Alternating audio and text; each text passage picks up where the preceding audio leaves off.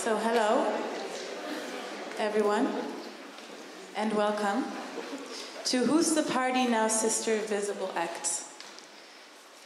We would like to introduce you Bettina Knaup,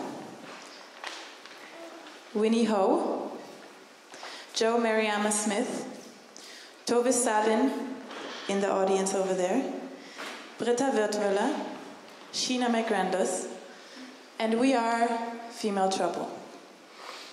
This afternoon you will see two lecture contributions, the first by Bettina Knaup and the second one by us. So I would like to introduce to you a bit Bettina Knaup. Bettina Knaup works internationally as curator with a focus on performance and gender. She studied theater, film and media studies, political science and gender studies. She was a project coordinator and co-curator at the International Women's University in Hanover in the year of 2000. A project which brought more than 900 junior scholars and artists from 115 countries for 3 months study program to Hanover. She was also a co-curator of the International Festival of Contemporary Arts, also called City of Women, at Ljubljana, and contributed to the In Transit Festival at the House of World Cultures Berlin. Recent projects include the festival's Performing Proximities and Performance Platform, Body Effects, which happened at Sophienseele in Berlin, as well as the long-term exhibition archive project called React Feminism No. 2, a performing archive. She is an international lecturer and jury member, and since 2015 a research fellow at the Department of Drama, Theatre and Performance at Roehampton University, London. So we would like to pass the word to Bettina Knaup for the first contribution. Thank you. Thanks a lot for this introduction, and thanks also for the invitation to be here and join this panel and this session. As Female Trouble has just said, I think the reason why I'm here and why I've been invited to join this group is that I have been during the recent years involved in the construction, maintenance and circulation of a temporary mobile, you might call it living, performance archive which focused on feminist and queer gender-critical performance art. My co-curator Beatrice Stammer and me, we call this project React Feminism, a performing archive, even if using the term archive here in a very broad sense, rather as an aspiration or as a suggestion for an archive in the process of becoming. In fact, actually, it was a temporary collection of videos, films, photographs on loan from roughly 180 artists and collectives from different generations and from around the world. It traveled through Europe for several years, and during this time the archive grew and was basically activated, expanded, and also modified. Reperformances, performative returns, reenactments, however you might call those acts that are also happening here on stage and that happened somehow throughout the Tanzkongress so far, were an important part of this project. And maybe just some very brief words to that notion of reenactment, reperformance. We were very much inspired by scholars such as Rebecca Schneider and many others who have complicated the long tradition of thinking and understanding performance mainly as disappearance, as so to say the antithesis of saving, preserving, and therefore as antithetical to the document and the archive. In reference to Peggy Phelan, Rebecca Schneider has argued that this equation between performance and disappearance follows in some ways rather than disrupts the logic of the hegemonic, the mainstream archive. This logic, in her view, assumes that history and memory cannot be transmitted from body to body, or from bodies to objects to bodies, or be housed in bodies. She therefore asks if, when we equate performance with vanishing, with disappearance, if we are not overlooking other forms of knowing and remembering, which are situated in the ways in which performance remains, but remains differently. In her view, and also in ours as curators for this project, it is in these body-to-body, to object, to document, to body encounters, in what she calls flesh in a network, in which performance remains. The project React Feminism was focusing on these contradictory, fleshy, we could call it fleshy relationships between the life acts, its traces, remains and documents, and their live reception, enabling live encounters in flesh, again Schneider, across time, in double time, then and now. In other words, we were interested in the productivity of the document, especially of the document of queer and feminist performance art, in their use, reuse, appropriation and reinterpretation. What effect does the document have in the moment of its encounter? What kind of relationship does it create between past and future? Which, and here I quote André Lepecki, who spoke and wrote a lot also in relation to reenactment, which lines of forces are presently calling for being activated, which modes of becoming, which non-actualized possibilizations are waiting to be enacted. And these non-actualized possibilizations waiting, so to say, to be enacted, to be reenacted, brings me to feminisms in plural and its many non-actualized possibilizations. You could say that in a mainstream popular understanding, feminism with a capital F and in singular seems to be of another time, inherently anachronistic, locked and fixed in a single and simple reading which stresses its singular goal to eradicate the one difference or dualism with a capital D, the gender inequality. As post-feminists want to have it, feminism was a historical necessity, but its main goals have been achieved in the West. And here I quote Claire Hemmings, leaving young Western women free to flaunt their femininity and sexuality as part of a contemporary gendered agency. The focus in mainstream populist thinking, but also in development or migration policies, lies instead on women from non-Western, seemingly patriarchal cultures who are fixed as backwards, as pre-modern, and in need of help from philanthropists and experts of the West. And this kind of quick analysis of post-feminism and contemporary mainstream discourses has been analyzed by Claire Hemmings and many others, such as Angela McRobbie, etc. And in opposition to such a narrow reading of feminism as Western, as singular, and as inherently of the past, we wanted in this project to stress the complexity and multiplicity of feminisms in the plural, in the field of performance art, but also, of course, in a broader sense. And here I want to quote Iris van der Thuin, another scholar who looks at the genealogy of feminisms, at the way how feminist stories are being told and how it happens that feminism is again and again locked in the past. And she writes and defines somehow feminism also in reference to Deleuze and Guattari. Feminism is the movement towards differing, so not the movement that tries to eradicate difference with a capital D. It's a movement towards differing. Its aim is to allow, and here she quotes Deleuze and Guattari, for 1,000 tiny sexes, or in reference to intersectional feminism, or 1,000 tiny intersections. Feminism's approach to differing is asymptotic, and therefore feminism in and of itself never sits still. Feminism only appears to be fixed and fixating when a certain normative representation has taken over. This is the gender or the people we should become. End of quote.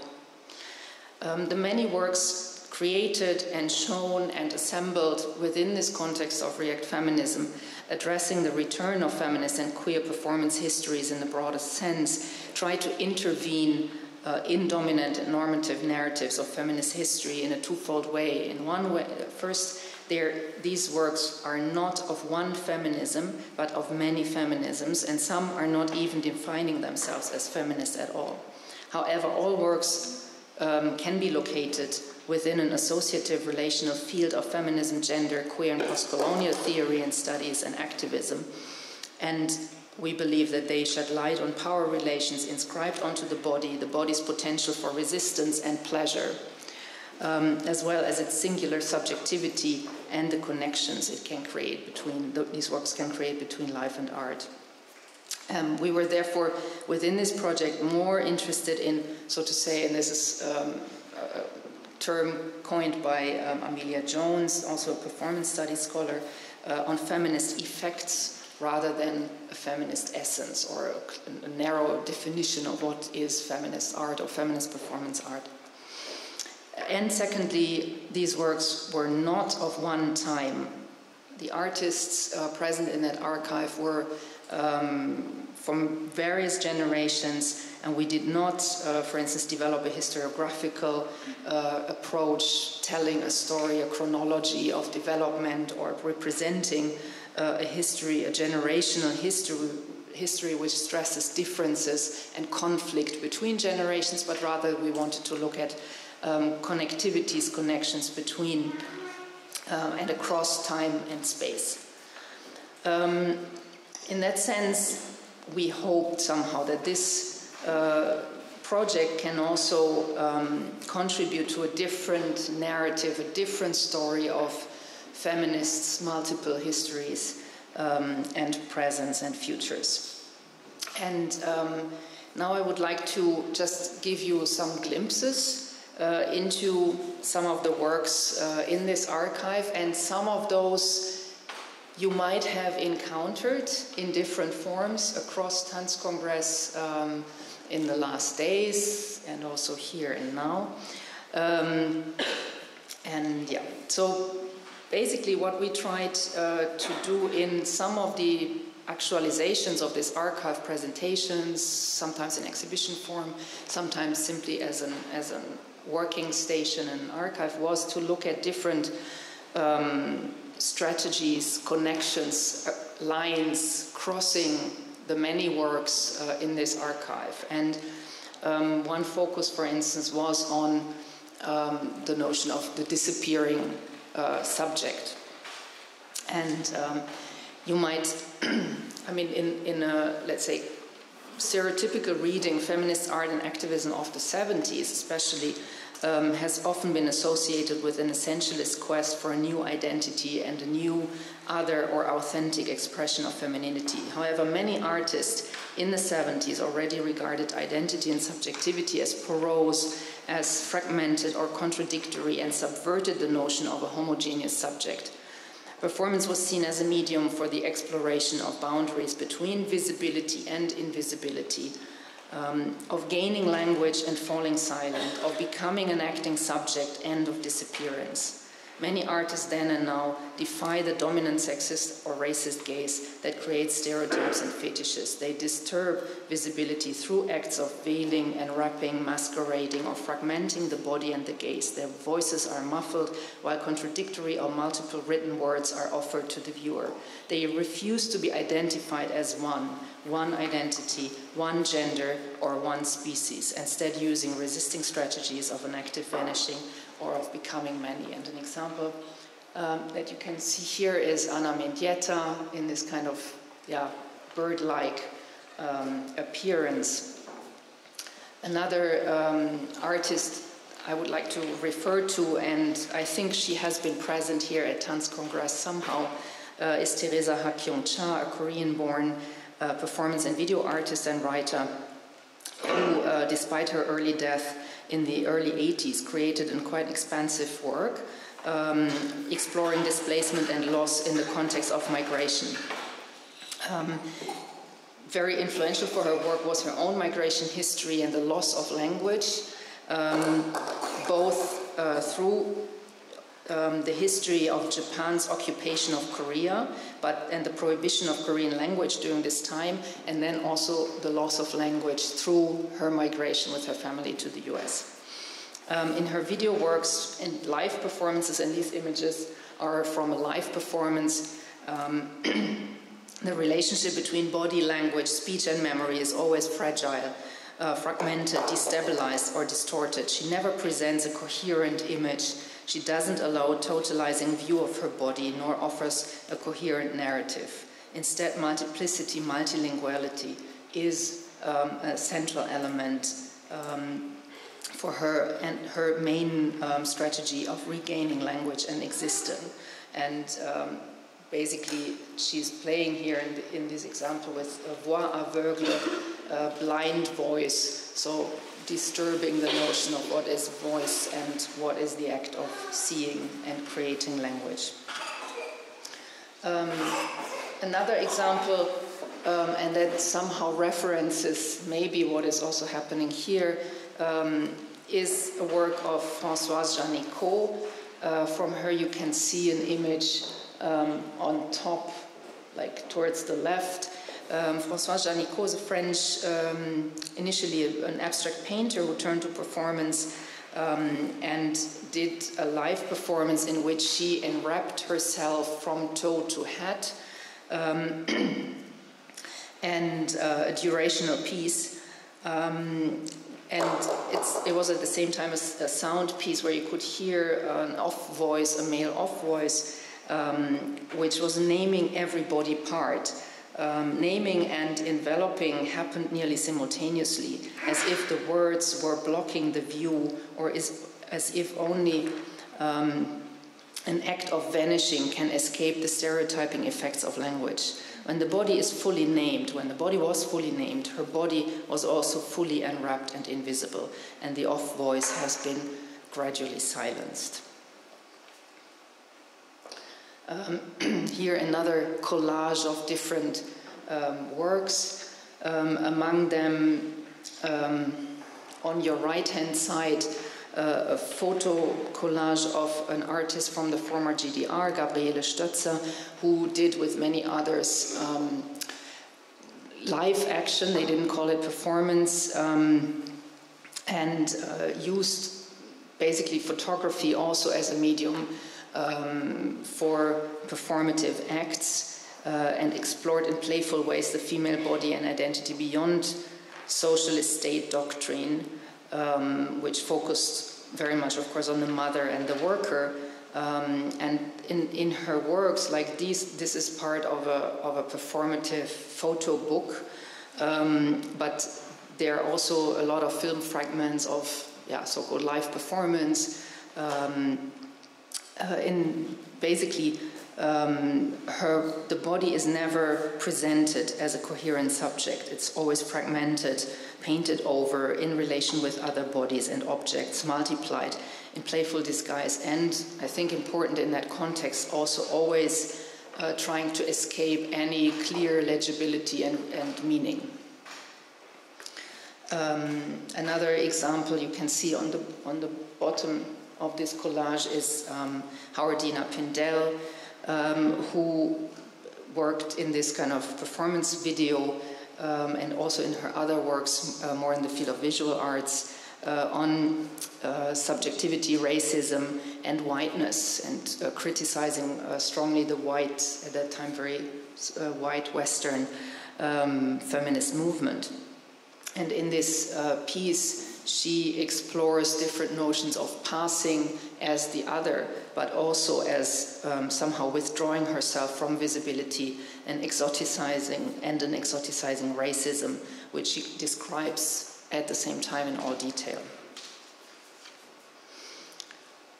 And maybe some hints to more contemporary works, such as from Nisrin Bukhari from Syria, a video and performance artist who, for instance, in this video performance, Demi, you can see the artist in front of the camera performing different changes on herself and her physical appearance. She holds a plaster mask in front of the face, veils herself, and binds her head with several black bands. The video addresses questions of identity and self-representation, and according to the artist, it offers a view into here I quote her, into myself and the others, the many others who live inside of me.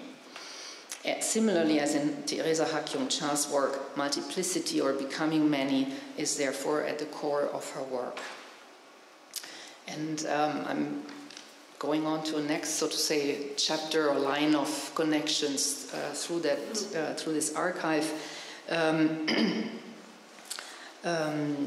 Basically, many artists in the 60s, 70s, but also today, used a strategy, so to say, of creating resisting objects. And this is a quote from Fred Moten, the performance theorist. The freak or the objectified stereotypical other in context of racism, neocolonialism, and sexism is a key figure in many feminist and queer performances. A heightened visibility, which also provokes voyeurism and the disruption of seamless perception and legibility, are common strategies in many of these performances. They often work with elements of transformation and masquerade, as well as somehow incomprehensible, distorted, mumbled or withheld language to demonstrate the resistance of the object. And one example here is Adrian Piper in her Mythic Being performance series, which she enacted over several years from 1973 to 76. She created this nameless character, the mythic being, or you could also say a representation of the stereotypical other, the young African-American male roaming the streets. And based on an arithmetic formula, she selected 12 quotes from her diary and transplanted these quotes somehow chronologically and step by step on the mythic being. And in the month of the respective diary entry, she performed that quote as a mantra in private spaces, but also on the streets, as we can see here in one of the images, repeating sometimes very mundane and sometimes rather meaningful statements, but somehow while doing so, being really somehow incomprehensible and not easily readable. Another example is Lorraine O'Grady with her Mademoiselle Bourgeoise Noire performance series, which she enacted in the early 80s, 1980 to 1983. Basically, this was a series. She created this persona, Mademoiselle Bourgeoise Noire, and regularly disrupted exhibition openings in New York City and criticizing the segregation of the New York art scene, but also internalized racism and sexism. And she disrupted and crashed many exhibition openings uninvited, and with a dress which she sew out of white gloves, the white gloves of the plantation owner, and a whip, and chanted and shouted various statements like "Black art must take more risks, now is the time for an invasion." And maybe a contemporary example is, and of a very different kind, but still I think there are references, Orit Ashery, an artist who in her performances and installations she often focuses on borders and territories and the associated processes of social inclusion and exclusion, and both on deconstructing rigid gender and religious identities. And also Orit Ashery took on a persona for several years, Marcus Fischer, who an Orthodox Jew, and this work or images from that you can see here are from a mock documentary which fictionalized the life of Orit Ashery's alter ego. The Grunty film uses footage both from live performances, but also home videos from the family archive of Orit. And as you can see, she performs Marcus Fischer on the beach of Tel Aviv, in Orthodox neighborhoods in Jerusalem, in queer clubs in London, in non-kosher cafes in Berlin, and many other places. She creates a fictitious queer image of orthodoxy because the clothes are an odd mix which do not represent a specific dress code or a specific community, but rather a stereotypical image of Jewishness. Also, she's often seen smoking. She visits non-kosher cafes and clubs, and her queer femininity remains visible. She doesn't make any attempt to hide it. And in this performance, so to say, she neither obliges the rules of gender nor those of orthodoxy, but also does not fulfill expectations of Western secular liberalism. And there are many more performances that I think somehow resonate with this strategy of creating a resisting object, such as Teresa Maria Diaz Nerio here, who reenacts and subverts Sarah Bartman, or also Latifa Lagbisi, and many others. Another common theme and strategy of many artists that we included in this project were those who explored and counteract the various practices of controlling the body, ranging from state oppression by authoritarian regimes, surveillance of public spaces and control of free movement and migration, to sexualized and internalized violence. One could say that these artists perform autonomous singular counter-movements through ignoring, subverting, or ridiculing existing laws, rules, and regulations, and through reappropriating public space with minimal gestures such as walking, pacing, or inscribing and measuring. And examples are work from Orlan, who is more known, I think, in the meantime through her publicly televised beauty operations, but her very early, quite conceptual works included a series in which she basically invented her own measurement standard, an Orlan corps, as a new measurement standard, and inscribing it in public space. And she did this for 10 years across Europe and many also art institutions and public spaces. And of course critiquing the white male body as a measure of all things. In a different vein, Esther Ferrer from Spain ridicules the idea of a standardized female body norm by endless repetitive measuring acts which she performed alone and in groups over more than 30 years. Or Eva Partum from Poland, who intervened with her naked gendered body in state-controlled public spaces. For instance, running naked into a civil registry office during a wedding. Of course, she was immediately taken away and the action was stopped, and thereby protesting the standardized role of women in socialist society. And again, maybe a contemporary example, Tanja Ostojic, an artist from Belgrade who lives in Berlin now for many years, and she, in her work, researched and adopted strategies of migrant women to cross the border of the European Union, and did so in many ways, like doing illegal border crossings at the Green Border, or doing performances while queuing for a visa at the German embassy, and also a very well-known work.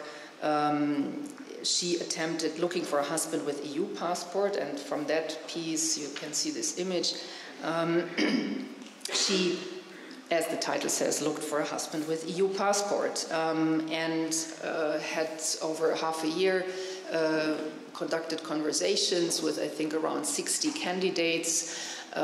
She had her first date as a public performance in Belgrade in front of the Museum of Contemporary Art, and then transferred the action into the medium of law and married him, and then moved to Berlin, to Germany, not to Berlin, and continued the action. So all the measures she had to take, the language course, etc., she all did these actions as public performance, and also in the end, after several years, did a divorce party as a public performance.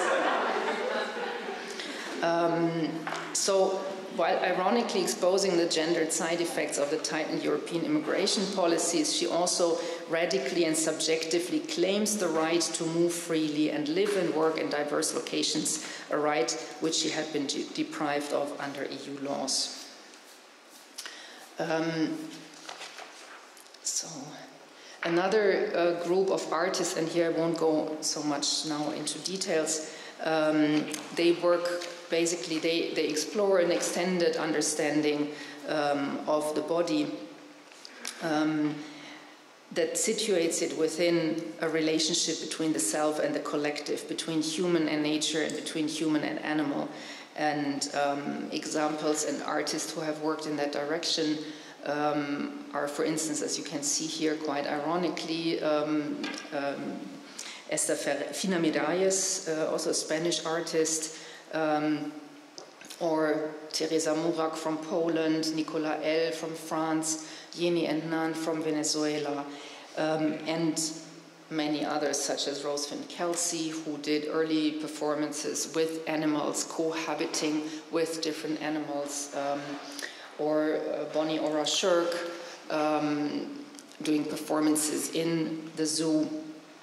And many of these artists work around the notion of an extended or second skin, allowing for a visceral experience of metamorphosis or affective encounters and collectivity. And last but not least, of course, and this is a subject that has been also, of course, addressed here in Tanzkongress already in another panel, of course, the issue of labor of love and care is really central to many performance artists. And a very well-known example here is, for instance, Mirle Lederman-Eukeles,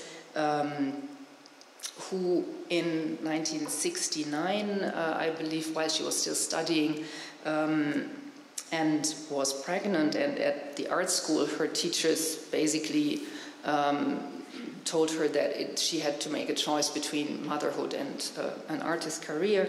She basically published the Manifesto of Maintenance Art, in which she states, I am an artist, I am a woman, I am a wife, I am a mother, random order. I do a hell of a lot of washing, cleaning, cooking, renewing, supporting, preserving.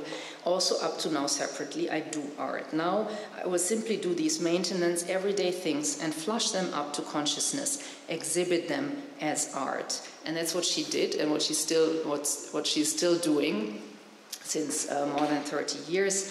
For instance, here in this image, this is from a very known performance, Touch Sanitation, in which she became artist in residence in the New York City Department of Sanitation, and for 1 year literally shook hands with every single sanitation worker of New York City, altogether more than 8,000, and she followed also each of the routes of the sanitation tracks through the city.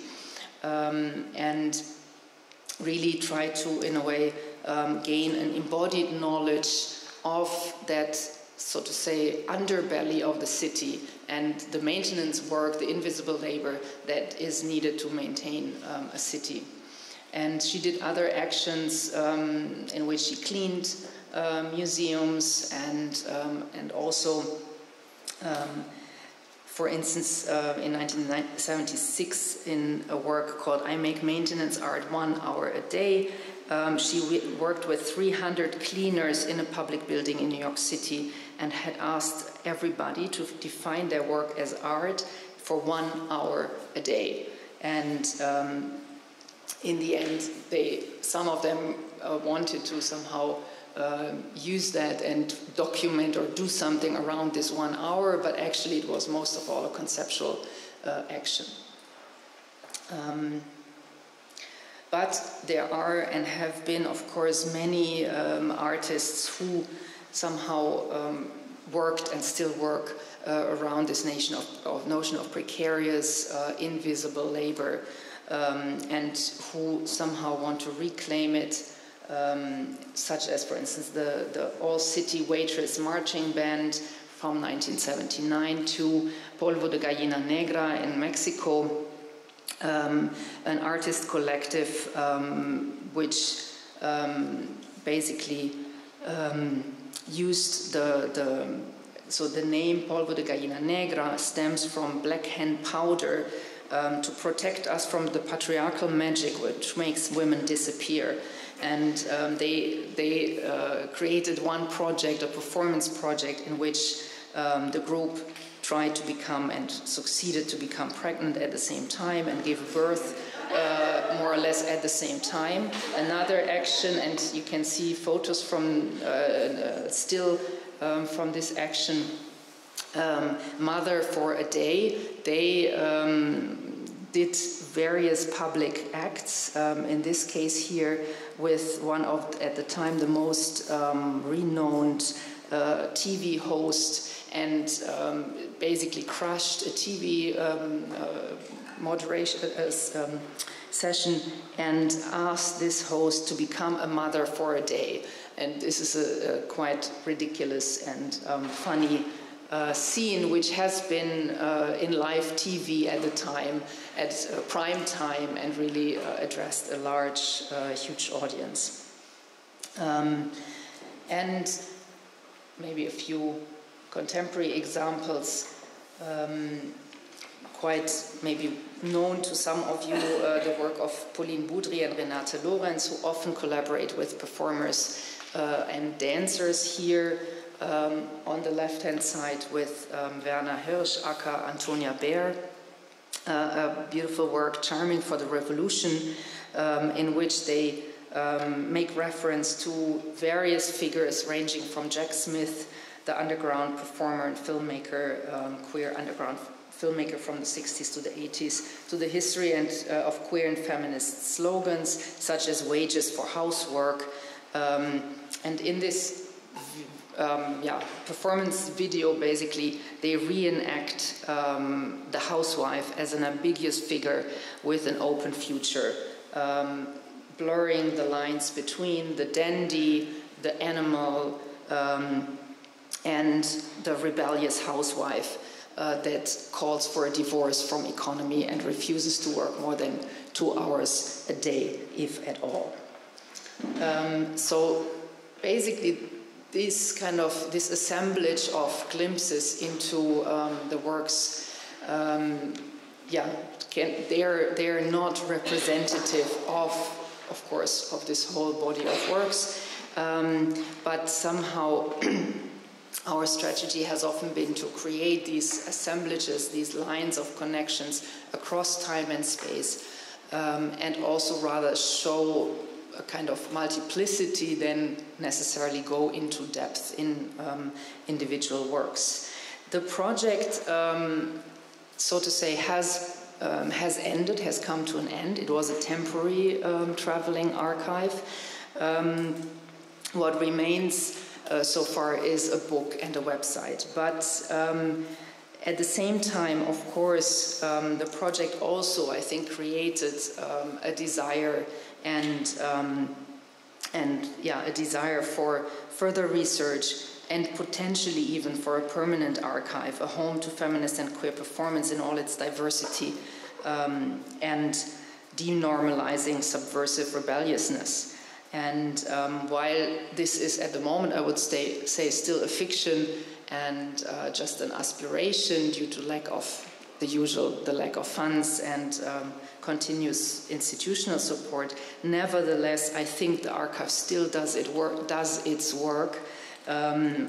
And with projects and groups such as Female Trouble and Who's the Party Now, it still seems to be operating and somehow spreading its seeds further, and I'm very grateful and happy for that. So, thank you very much.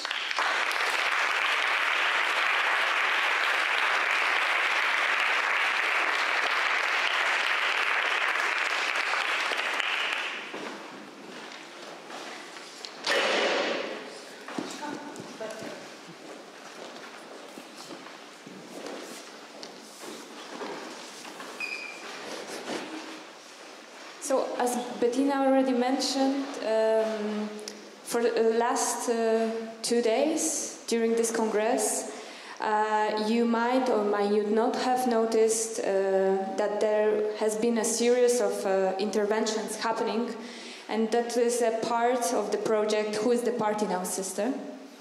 So from reenactments, tribute acts, artistic responses, and what the group calls boring feminist interventions. The project Who is the Party Now, Sister? Is a larger research that was initiated by Sheena McGrandles as a means of self-educate, understand and excavate a forgotten history. It's also important to mention that the interest of this project is to see how historical feminist performances and practices can still reshape and understanding of the political and inform cultural narratives of today. It also proposes to keep asking ourselves what gets remembered, what gets forgotten, by whom and how. So you have seen or not seen Dix on Euronotes, a reenactment of Legal Gender by Anita Steckel from 1971. As Bettina already mentioned, Mass Cleaning, a reenactment of maintenance art by Marilee Letterman Euclid from 1969, or Taking Pictures with the Cleaners of Tanzkongress in reference to the work Touch Sanitation, 1977 through 1980, in which Euclid met over 8,500 employees of the New York Sanitation Department, shaking hands with each of them and saying, "Thank you for keeping New York City alive." Wrestling to Dry Conceptual Art Text, a reenactment of Please Sing Along by Nancy Buchanan from 1974. A dance from the film Tornerosse far et fakkert baan by Jette Rex and Kirsten Justusin from 1971. And here's the full list of all the artists present in the project that we haven't mentioned yet. Martha Rossler, Joan Jonas, Senga Nengundi, Laura Agradi, Itziar Okaritz, Tanya Ostoitz, Anna Mandieta, Sanja Ivekovic, Teresa Hakyung-cha.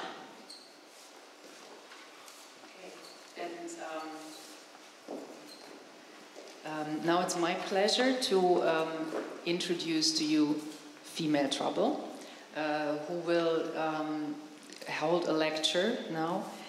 Female Trouble are a friendship-based collective, Roni, Agatha, Xenia, working in Berlin since 2013.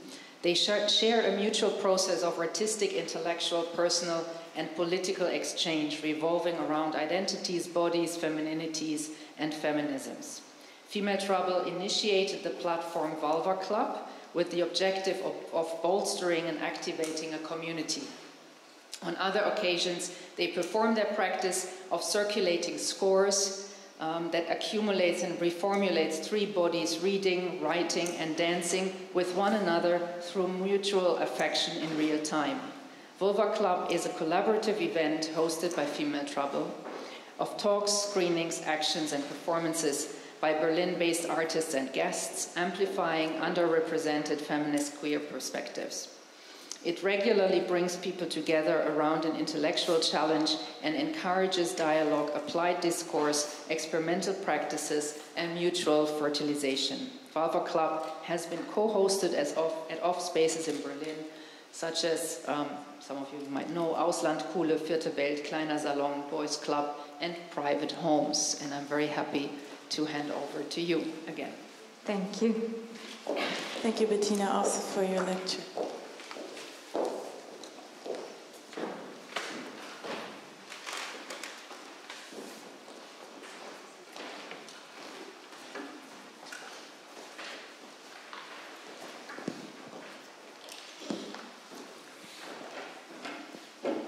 It's maybe important to mention that also we get pregnant together at the same time.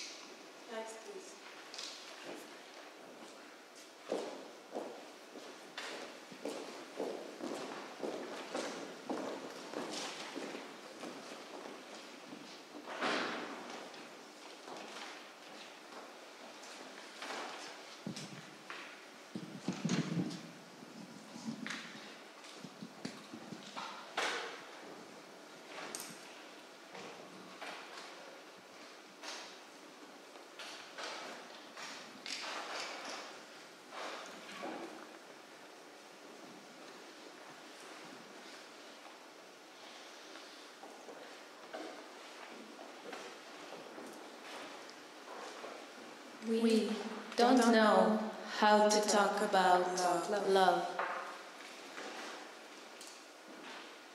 It's better to suffer because it sounds more sophisticated.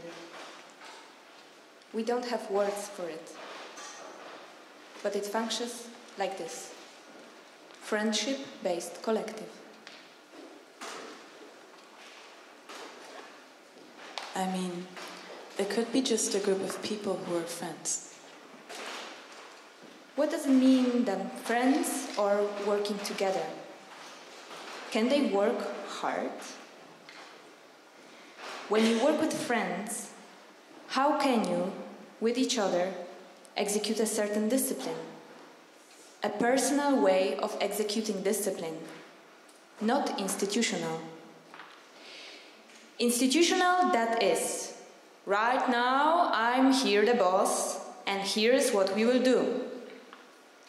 How often do we actually apply institutional discipline to personal situations because we believe that these are the tools that we know?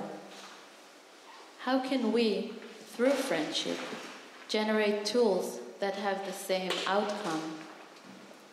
And what about collective authorship? Who starts? How do the things start rolling without one person pushing it? So that the activity is more important than the source. This is challenging institutionalized power dynamics.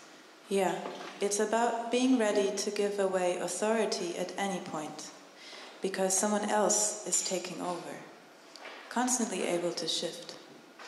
It is also a space for self-realization. It's your idea, and then we can all work on it. So it is about equanimity, but also space for self. It's so much about love and trust, to give yourself completely. We're here together and you want to try this out. That also blurs the notion of subjectivity. There, I see the fourth subject, which is the collective. But even working for our individual subjectivities within that frame, still we give away a certain kind of authorship and ownership. You give up the capitalist boundaries. You give your idea or your work, but then, out of that, something else starts to grow, with the interest in making things work. Construction instead of production. No privatization, but collective motors. Never be afraid to lose it.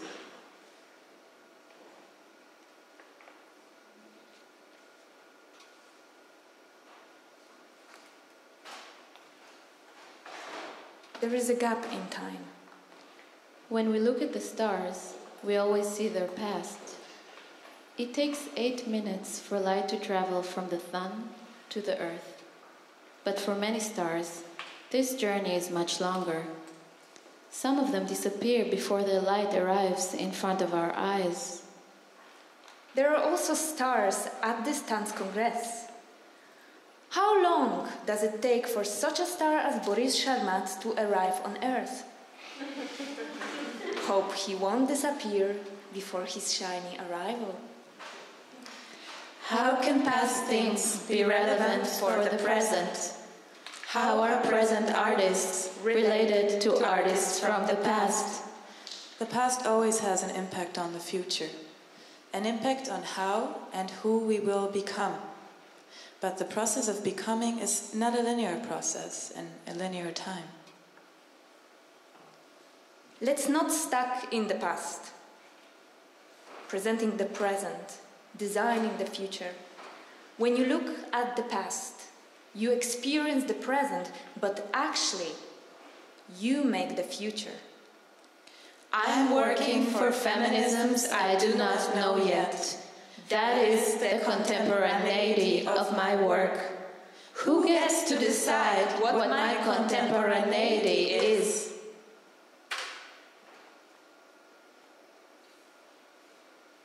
Do you think that the program of this Tanzkongress expresses your contemporaneity?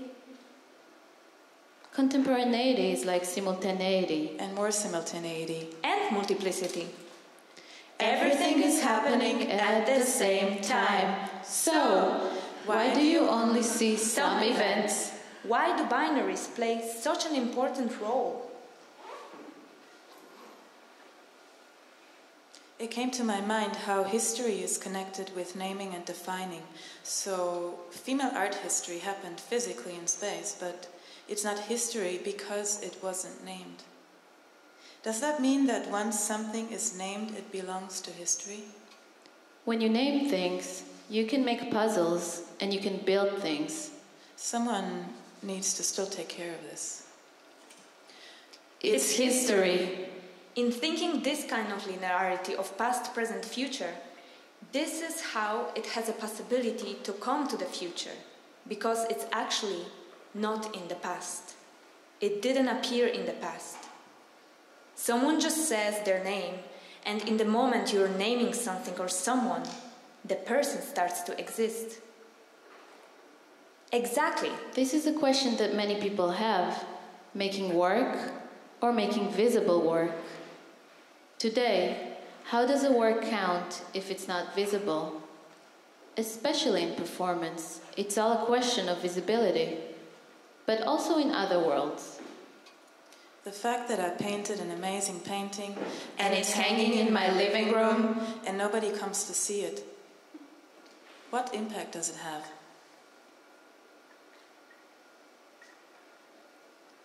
Naming. Existing, being seen. Visibility. Acknowledgement. Knowledge. You are now part of the canon. All history is related to knowledge. And when you learn history, you learn names, dates, places, events. Art history is even more about names, because the artist becomes the product itself. When you know their names, they start to exist, and they become then the canon of culture, and that is then the people you decide to look at. That is a common act of acknowledgement.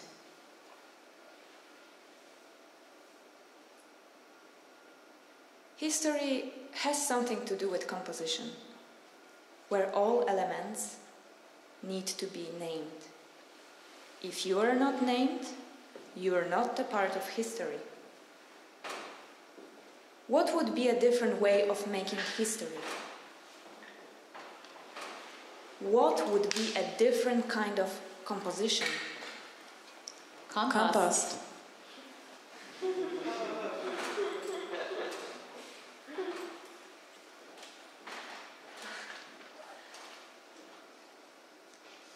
You have this awareness for feminism when making work, and then you find out that everything has been done before. You have this idea, and other women have done this before. But that's an amazing thing, because we circulate around the same notions. This conversation that we're having right now, other groups of women have had it before. A lot. And so what do we do? What do we do? It's connected. It's connected, yeah. It's very clear to me. It's very clear to me, this present past. I still don't get the future. I still don't get the future. Sorry. No, of No, course. of course. No, of course. But this is maybe exactly the gap. It's not that it is It's not something that it is I something I want us to know. That's an That's the interesting interesting question to be busy with. busy with. Because then the future is open. Because when we talk about the archives of the future, what do we mean by that? My context, lineage, heritage, it's not worth a thing if I stay there. If I'm constantly just looking back, I forget to be here. And I forget that actually, in the moment, I'm also writing history. Exactly. But I need to understand my history in order to be able to position myself and write history. So how can we be in the now? Having a relation to the now always means having a relation to the past. Okay, wait. Okay, wait. Did I get it right? Me relating to the present, I need to be relating to the past because I need to situate myself. I can situate myself in order to relate to the past through the fact that I'm relating to the future. Relating to the future, I actually realize that I'm writing history. If there's history, there's also future. And that future feeds history, because everything will become the past. I want to make use of where I'm coming from, and sometimes it has to do with owning it. So I need to know who is there. It's not just out of an obsession for archiving. It's just about knowing all these things that are implicitly impacting us, impacting me. I want to learn all that. That is my education. What would be a world or women having that education?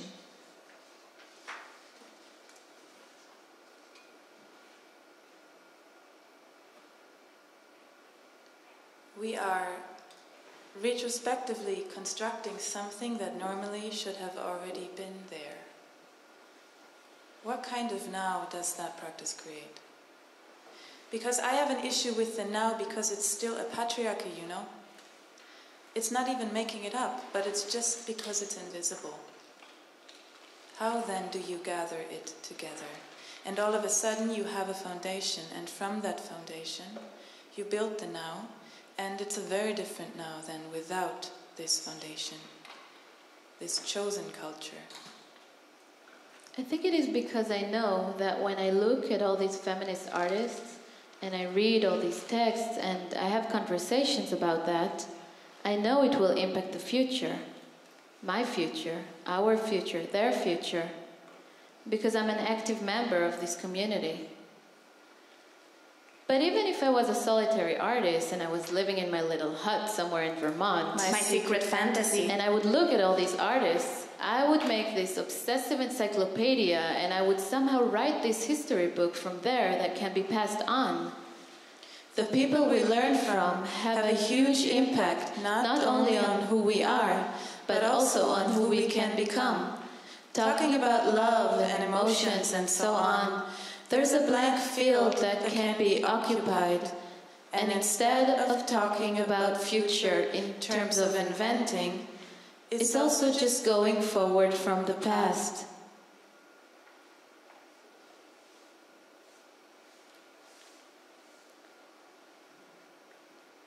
Departing from this, that has happened before, comes that question of contemporaneity, of present, past, and future. Do not get stuck with one feminism, because feminism as a movement is constantly moving and we don't know what it is. We don't want to define it, but we also don't want to just keep it in the past. Moving feminism. We can coin that. I think more that is the question, and here I see a risk of reenacting unknown works. Because then this is supporting again the past naming canon, present, future, and maybe actually reworking her story shouldn't be about making a canon. But maybe it should be different practices of bringing about history that does not create or need a canon. So that it's not about competing which canon will be better. Since that would only lead us back to concerns of ownership. History is so much about ownership. And a canon. Canon is also something that is owned and owns. So maybe it should be completely different structure, a completely different principle of history. Yes, the opposite of archiving. Yes, I'm totally not there yet. Creating the opposite of a canon, like decanonizing. But again, why binaries? Here I have resistance. I want to create the female equivalent to the male canon, but only in order to say, hey, we also exist. But you can make something that is countering, even if it's not equivalent. I want to construct a second world. I want to construct this place. But then, it's all about ownership and territory, and then you also become separatist. Well, I think you're only a separatist when you play with binaries. So we were talking about composition. This is also the way we can understand the notion of canon. Everything is in a certain order. What's with the idea of compost instead? Composition has these very clear elements and you put them in an order. And compost is the process of generating, or the structure is in happening. It is merging and dissolving. It's much less solid. Compost is constantly happening. Happens at the same time. Everywhere.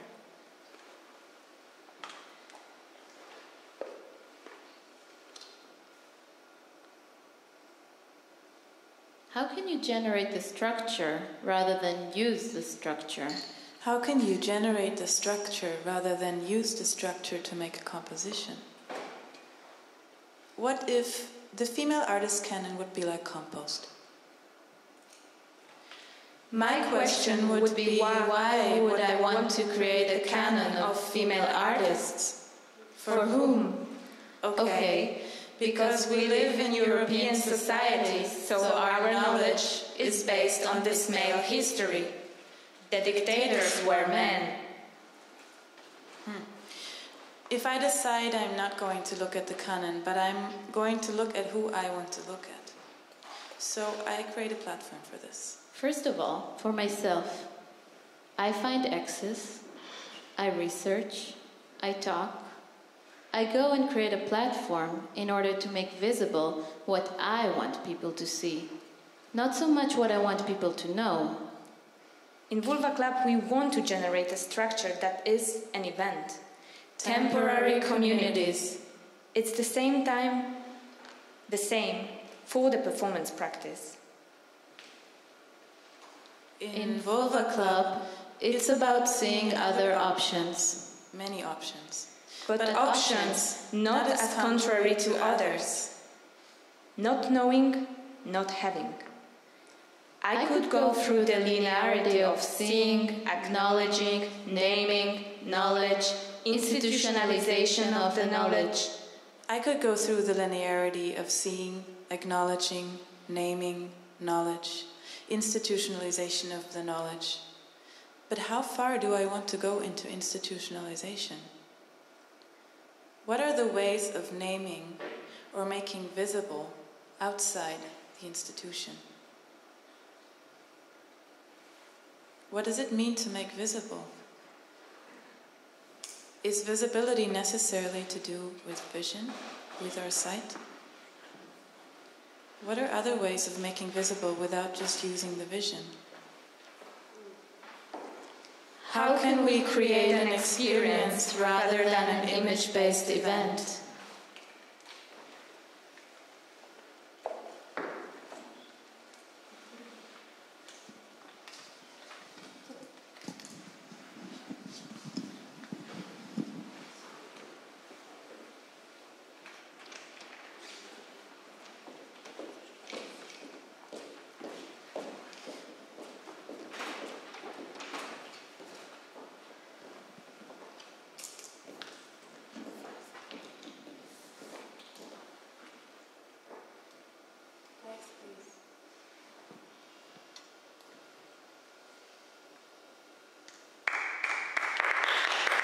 Thank you.